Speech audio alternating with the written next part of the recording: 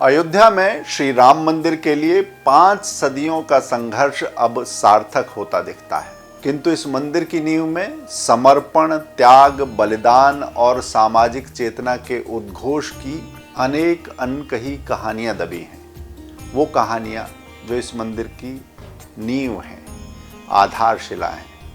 कौन से हैं वो नींव के पत्थर? राम के साथ मां सीता की बात।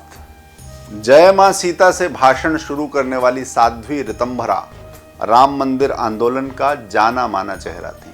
उनकी आवाज, उस आवाज का ओज, तेज और सबके लिए चुंबकीय आकर्षण, यह अद्भुत था। साध्वी अपने भाषणों में देश समाज में महिलाओं की भूमिका और उनके दायित्वों की बात करती थी। उन्हें आगे बढ़कर राम के काम में योगदान के लिए प्रेरित करती थी। लेकिन वो महिलाओं की ही नहीं, पूरे आंदोलन की नेता थी, पूरे आंदोलन की एक मुखर प्रभावशाली आवाज। लोग आज साध्वी ऋतंभरा को दीदी माँ के रूप में जानते हैं, जो एक धर्म उपदेशक हैं, समाज सेवी हैं, अनाथ बालकों की माँ हैं और आध्यात्मिक गुरु भी।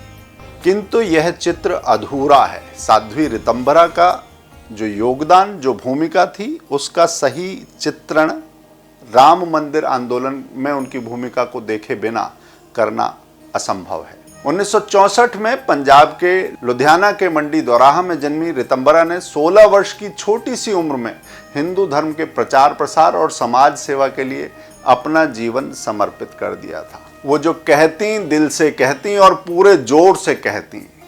वक्तृत्व कला अद्भुत, आकर्षण गजब। 1991 में दिल्ली में लाखों लोगों की एक जनसभा में उन्होंने पूरे विश्वास के साथ घोषणा की थी कि राम जन्मभूमि पर मंदिर के निर्माण को विश्व की, ब्रह्मांड की कोई ताकत रोक नहीं सकती।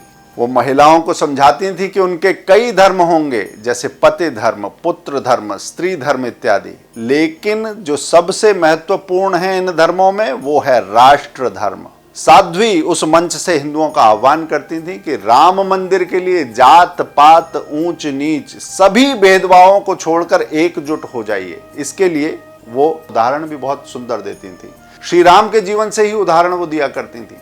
मंदिरों पर मुस्लिम आक्रांताओं के हमले, इनके लिए हिंदुओं का बार बार अपना रक्त बहाना और स्वतंत्रता के बाद भी उदार मुसलमानों का कट्टरपंथी मुसलमानों के आगे झुक जाना, हथियार डाल देना, कोई बात ना उठाना, इस बात को वो बहुत प्रभावशाली तरीके से रेखांकित करती थी।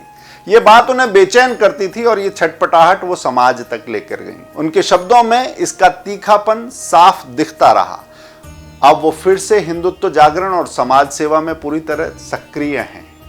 दीदी माँ की छवि आज मातृत्व और वात्सल्य से भरी हुई छवि है, किंतु ये वो छवि भी है जिसमें सिंहनी की हुंकार है, समाज को जगाने की शक्ति, एक दहाड़ भी है।